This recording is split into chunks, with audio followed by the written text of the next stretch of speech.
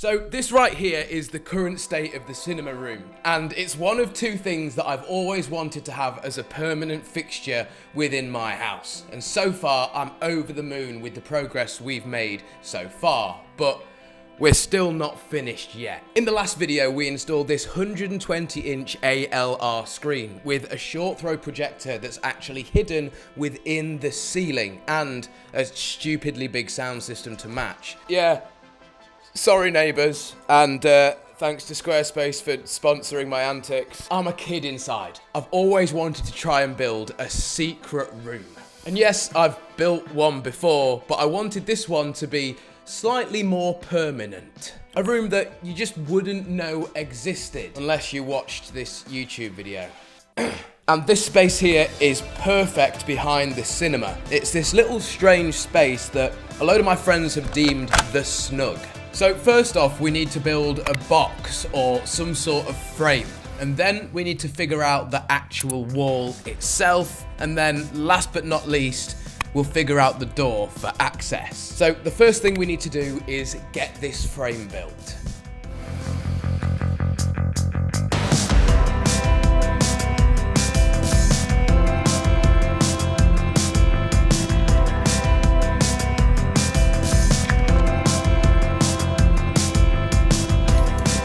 So, I probably don't seem it, but I'm actually really nervous about this build because this is like my forever home, so really don't want to mess this up. Let's build this frame.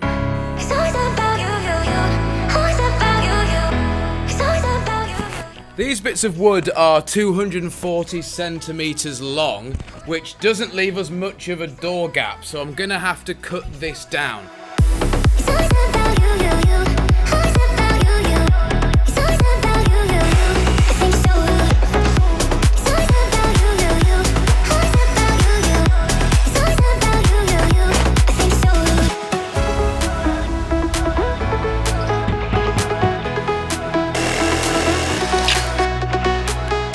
There we go. So step one is now complete. We have a frame. This is what we need. This is our frame. This is our base for our secret hidden room. Now I need to make something that hinges.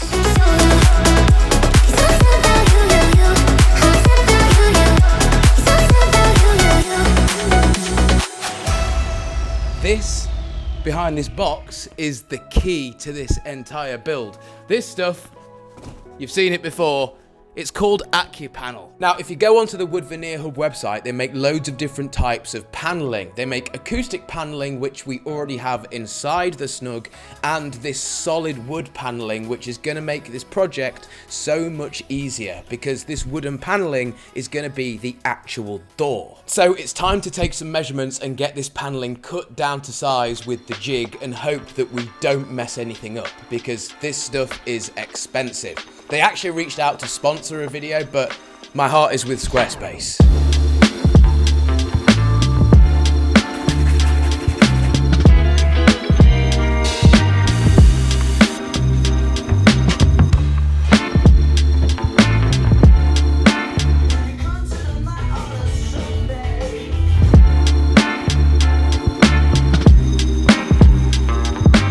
Has to be my favorite part of these types of projects because on paper it looks okay and then you put the frame up and it just looks awful. Simply add these wooden veneer panels and then the thing just really starts to take shape. Okay, so this looks really good and I'm super happy with it, but we are nowhere near finished yet. This is probably the hardest part of the whole project, but should be easy. Let's get that door fitted.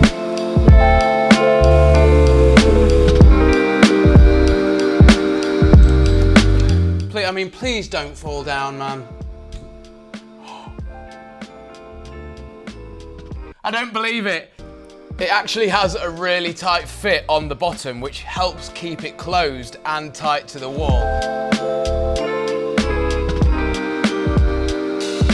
In a word, over the moon with how this has turned out. However, no project is finished without some finishing touches. And these are the finishing touches that I ordered off of Amazon. Now, I'm hoping these things will be just as easy to install as it is to make a website on today's video sponsor, Squarespace. On screen now, you can see one of my websites for my company, Mars Media Wireless. I made this website on Squarespace about 4 years ago, and it still stood the test of time. They have e-commerce built in, so you can make money using your Squarespace website by selling things. They've also got stuff like SEO, so you can see how your website's going to appear on a search engine like Google. So if you would like to save yourself 10% off your first Squarespace purchase or domain, or just use code MarsBar at checkout. And thanks to Squarespace for sponsoring the video. Now, this thing is now push to open, so you just go like that, and then when you want to close it, these things have got magnets in, so it holds it shut. That is sick.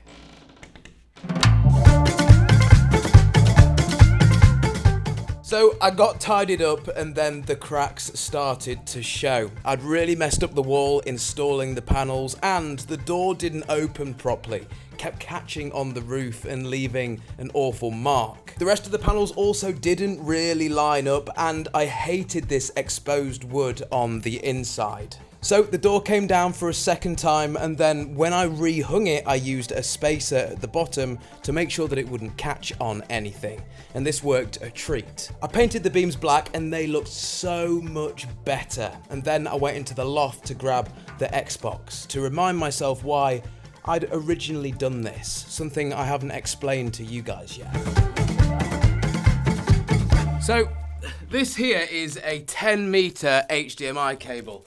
I have no idea if this is going to work because it's not an optical fiber cable. This is the idea though. The cinema we built in the last episode in there, can't pick fault with it, it's unreal. Except I can pick fault with it.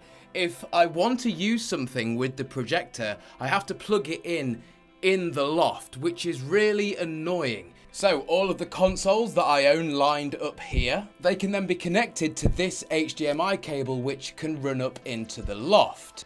And then that cable plugs into this 4K 120Hz HDMI splitter to split it off to the projector and the TV inside of the Snug. So that basically means I now have a centralized place for all of the consoles, which is easily in reach from the cinema room should I want to swap the consoles out or plug something else in. It can just be done in here without having to venture up into the loft. And that was the main reason why I wanted to put this dividing wall in. To be honest, I don't actually know what I'm going to do with the Snug. This might be, in a few years' time, my server room. It could have solar batteries in here for the panels that I'm going to be putting on the roof. I don't know yet, but in the meantime, I would like to make it something cool. So let me know any ideas in the comment section down below. But I'm losing my voice. I need to go. I hope you guys have enjoyed. My name's been Alex, and I'll see you in the next one.